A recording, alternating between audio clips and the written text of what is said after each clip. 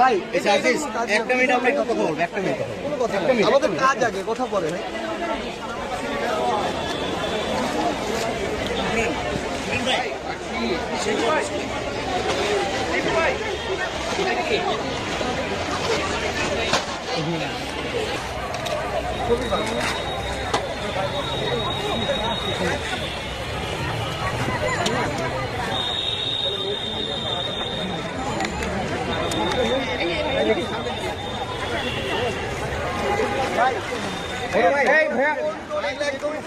কাজ করতে দেন সবাইকে একটু শান্তি মতো প্লিজ।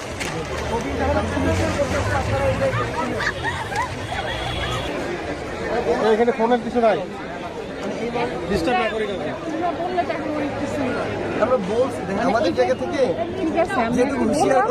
আমি কাউকে কিনতে আমি নিজে সবার থেকে বাস দিতেছি। এখন আমরা তো চাইতেছি দিতে, পাইতেছি না। ঠিক আছে, একটা মানুষ খাবার পাইতেছি না ভাই।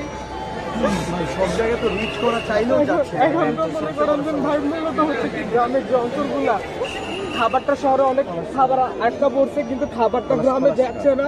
মানুষ এত পরিমাণে আক্রান্ত, ফোন দিয়ে কান্নাকাটি করতেছে, বলতেছে আমাদেরকে খাবার দাও, তো পানিটা হেলিকপ্টারের মধ্যে খাবারটা ফালাও। ওরা বলছে হেলিকপ্টার দিয়ে পানি ফালাও, পানি ফালো, শুধু পানির কথা বলছে। ছোট ছোট বাচ্চাগুলো মারা যাবে না হলে আজকে যেভাবে হোক সদরে অনেক মানুষ ভিতরে এদের কাছে তো সব রাস্তা আটকা, খাবারে নাই। আজকে ফেনীর মানুষের কালো থেকে আমি সহ্য করতে পারতেছি না। আমার বাড়ি সদরে ভাইয়া, আমার দাদি বৃদ্ধ, উনি আটকে পড়ছে। আমি সহ্য না করতে পারো, আমি ছুটে আসছি। অন্তত হেলিকপ্টার দিলে আমি ম্যাপটা চিনি, অন্তত বলতে পারবো এখানে 2 বস্তা হইলো ভালো। কয়জন মানুষ, ওরা সব আমাকে ডিটেলস দিচ্ছে রাতে, বলতেছে কোনো খাবারে আসতেছে না, আমরা মারা যাবো। ফেনীর মানুষ ভিতরে গ্রামে কোনো মানুষের খাবার পাইতেছি না আমরা, অন্তত হেলিকপ্টারের ব্যবস্থা করো। কালকে নিউজেও রাত্রি হয়েছে, অনেক জায়গায় পৌঁছানো যাচ্ছে না। শহর এরিয়াতে আমাদের ভলান্টিয়াররা বা আমাদের ভাইরা সর্বোচ্চ চেষ্টা করছে। গ্রাম এরিয়া যেখানে আছে ওইখানে যদি কোনো রকম হেলিকপ্টার নিচ্ছে আমার হচ্ছে ফুল ম্যাপ জানা আছে, ফেনীতে কোথায় কি আছে, কজন আছে, মানুষ আছে, তাদেরকে অন্তত 1 বস্তা মুড়ি দিলেও তারা খেতে পারবে। জীবনটা তো বাঁচাতে হবে।